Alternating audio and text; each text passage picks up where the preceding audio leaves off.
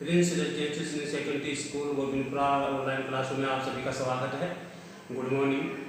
मैं व्यवसाय अध्ययन का अध्यापक आर के शर्मा। मैंने कल आपको प्रबंध की भूमिका के बारे में चर्चा की गई। प्रबंध को 3 भागों में बांटा गया है। तो सबसे पहली जो भूमिका मैंने आपको बताएगी कि सबसे पहली भूमिका जो अंतर व्यक्तिगत भूमिका, और दूसरी सूचनात्मक भूमिका, और तीसरी निर्णयात्मक भूमिका। तो मैंने उसे 2 भूमिकाओं के बारे में कल जो है आपको पढ़ाया कि जो भूमिकाएं कौन कौन सी हैं। सबसे पहले जो है अंतर व्यक्तिगत भूमिका के अंदर शामिल किया गया संस्था नेता या संस्था अध्यक्ष नेता और संपर्क अधिकारी। दूसरी जो मैंने आपको भूमिका बताएगी वो सूचनात्मक भूमिका बताएगी। उसमें प्रबोधक, दूसरा जो है प्रसारक, और तीसरा जो उसमें रखा गया प्रवक्ता। इसलिए मैंने कल आपको जो है प्रबंध की भूमिका को 2 प्रकारों के बारे में अच्छे तरह से आपको समझा दिया गया। 2 भूमिका का अच्छे तरह से समझा दिया गया। और तीसरा जो भूमिका है वो है निर्णयात्मक भूमिका। और निर्णयात्मक भूमिका में जो सबसे पहले जो मैं आपको बताना जा रहा हूँ, ये भूमिका की तीसरा जो है प्रकार है निर्णयात्मक भूमिका। निर्णयात्मक भूमिका जो है उससे कहते हैं, इसमें प्रबंधकों को व्यूह रचना से संबंधित भूमिकाएं संपन्न करनी होती है, जो निम्न प्रकार होती है कि जो प्रबंधक होता है उसको निर्णय लेना पड़ता है। और निर्णय लेने के लिए आप उनके पास जो है निम्न प्रकार होती है कि कौन कौन सी भूमिकाओं को उनको शामिल करती है, संपन्न करती है। जो सबसे पहली भूमिका होती है निर्णयात्मक भूमिका में, सबसे पहला होता है उद्यमी। उद्यमी इस भूमिका में जो है प्रबंधक अपने संगठन के लिए विभिन्न संभावनाएं, अवसर और खतरों का जो है पता लगाता है और वातावरण में हो रहे परिवर्तन को भी लागू करके लाभ कमाता है। ये सबसे पहली है उद्यमी, सभी को पता लगा करके अपने लाभ की जो है योजना बनाता है कि लाभ कैसे कमाया जाए।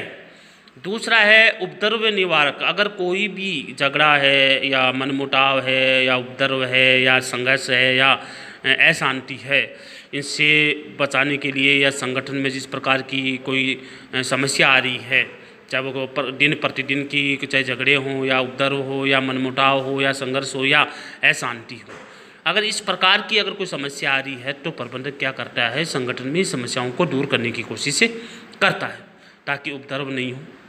इसलिए दूसरा कार्य उसका होता है निर्णयात्मक में उपद्रव निवारक।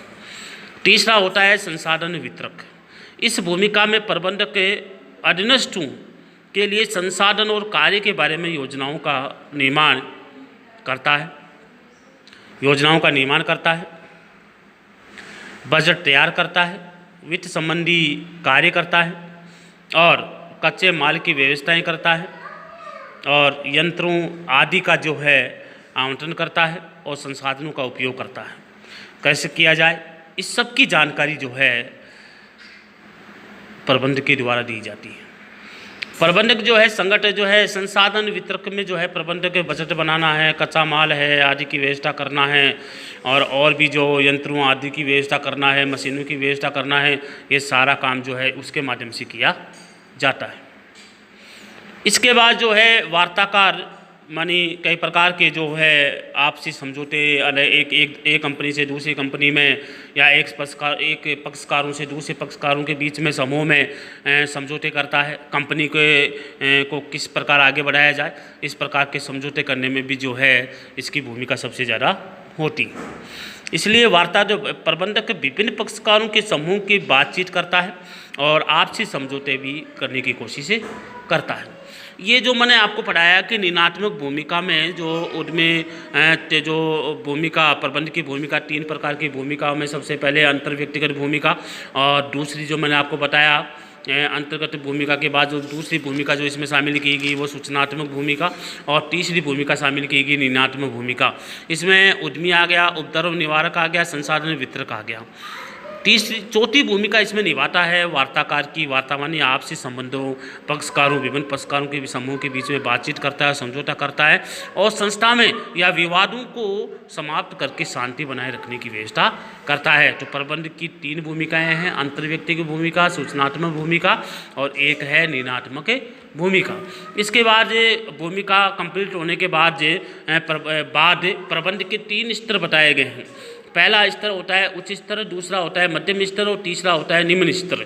उच्च स्तर होता है जो उच्च स्तर प्रबंध का शीर्ष स्तर होता है, और प्रबंध इस स्तर में उच्च वर्ग जैसे अंशधारी है, संचालन मंडल है, या मुख्य कार्यकारी अधिकारी है, या महाप्रबंधक वर्ग को इसमें शामिल किया जाता है।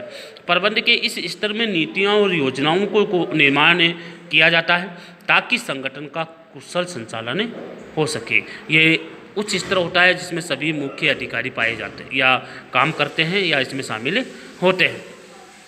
प्रबंध के उच्च स्तर के कार्य होते हैं। प्रबंध के इस स्तर में संस्था के उद्देश्य को निश्चित किया जाता है। तो सबसे पहले कार्य होता है प्रबंध का उस स्तर में कि संस्था या प्रबंध या संस्था प्रबंध के इस स्तर में संस्था के उद्देश्य को निश्चित किया जाता है कि कौन कौन से उद्देश्य इसमें रखने हैं और कौन कौन से उद्देश्य प्राप्त करने हैं और कौन कौन लक्ष्यों को जो है कौन कौन से लक्ष्य अपने को हासिल करना है। दूसरा कार्य करता है महत्वपूर्ण मामलों पर विचार विमर्श करता है। जो महत्वपूर्ण मामले होते हैं उसमें विचार विमर्श करने का कार्य जो है उच्च प्रबंध जो उच्च स्तर में किया जाता है।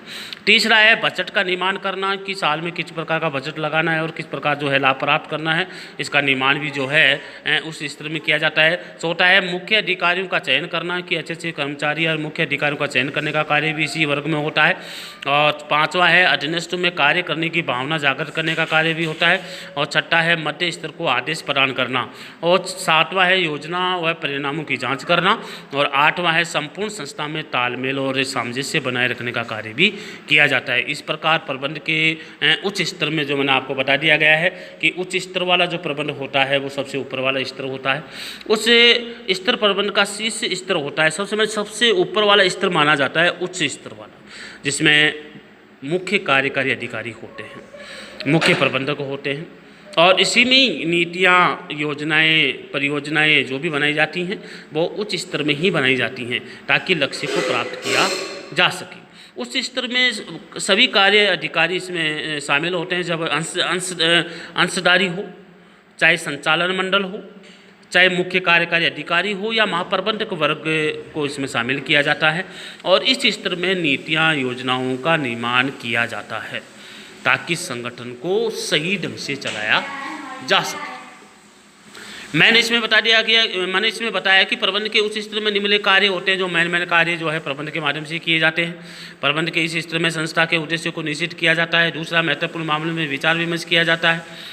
चौथा इसमें बजट का निर्माण किया जाता है कि कितना बजट लगाना है और कितना जो है बेनिफिट अपन को कमाना है, किस प्रकार कार्य करना है। बजट इस प्रकार रखा जाता है ताकि लक्ष्य को प्राप्त किया जा सकते, इस बजट में लक्ष्य को प्राप्त किया जा सके।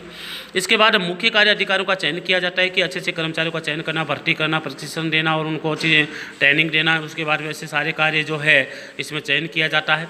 इसके बाद अधीनस्थ में कार्य करने की भावना को जागृत की कार्य किस प्रकार किया जाए इसकी भावनाएं जागृत करता है।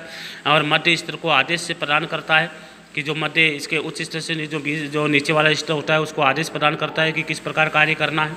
इसके बाद जो छठा सातवां पॉइंट इसमें बताया गया कि योजना और परिणामों की जांच करता है कि जो अपने योजनाएं रखी वो सही ढंग से चल रही है कि नहीं चल रही, परिणाम जो सही ढंग से आ रहे हैं या नहीं आ रहे, इन्हीं सभी की जांच पड़ताल करता है। इसके बाद संपूर्ण संस्था में तालमेल या सामंजस्य बनाए रखने का कार्य भी जो है उच्च स्तर का किया जाता है। जो डिपार्टमेंट बांटे गए हैं या विभाग बांटे गए हैं और विभिन्न विभागों में किस प्रकार की कोई समस्या तो नहीं है, उन समस्याओं का जो है निवारण करते हैं। संपूर्ण संस्था में तालमेल बैठाना और सामंजस्य बनाए रखने का कार्य भी इन्हीं के माध्यम से किया जाता है। इसलिए जो पहला स्तर जो है मैंने आपको बता दिया है उच्च स्तर। इसके और मैंने इससे पहले आपको बताया गया भूमिका, और 3 प्रकार की भूमिकाएं निभाई जाती हैं। और एक अंतर व्यक्तिगत भूमिका, दूसरी जो है सूचनात्मक भूमिका और तीसरी जो भूमिका जो बताएगी ये निर्णयात्मक भूमिका जो मैंने आपको पढ़ाया। आज निर्णयात्मक भूमिका के बारे में बताया गया कि उद्यमी क्या करता है, उपद्रव निवारण का कार्य भी करता है और संसाधन वितरक किस प्रकार किया जाता है, बजट तैयार करना या उसको बांटना। और चौथा जो है वार्ताकार के माध्यम से जो है समस्याओं का समाधान करता है, विभिन्न संस्थाओं में समझौता करने की कोशिश करता है। तो मैंने निर्णयात्मक भूमिका के बारे में उद्यमी, उपद्रव निवारक, संसाधन वितरक और वार्ताकार आदि के बारे में चर्चाएँ की जाती हैं।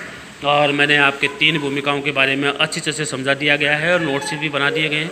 और नोट्स बनाने के बाद जो है मैंने आपको इसमें जो दिखाया गया है और पढ़ा भी दिया गया है और समझा दिया भी है और आपको अच्छी तरह से इसमें याद करना है। आज जो मैंने आपको पढ़ाया निर्णयात्मक भूमिका में 4 पॉइंट इसमें पढ़ाया और इसके बाद स्तर जो आपको 3 स्तर बताए गए, उच्च स्तर, मध्य स्तर और निम्न स्तर। और इसमें मैंने उच्च स्तर के बारे में भी आपको अच्छे से चर्चा कि यह अच्छी तरह से आपको समझाया गया है। और इसलिए इस जो नोट्स जो मैं आपको भेज रहा हूँ, उन नोट्स को आपको कॉपी में अच्छी से अच्छी राइटिंग में आपको करना है और इसको इन जो नोट्स है उनको अच्छी तरह से आपको याद करना है। मैं आज क्लास में इतना ही पढ़ाऊँगा और नेक्स्ट जो है मध्य स्तरीय और निम्न स्तरीय जो है नेक्स्ट जो क्लास होगी उसमें मैं आपको उच्च स्तर के बाद जो आता है मध्य स्तरीय और निम्न स्तरीय, इन तीन स्तरों के बारे में मैंने कल आपको क्लास में पढ़ाऊँगा। आज इतना ही पढ़ाऊँगा। जय हिंद।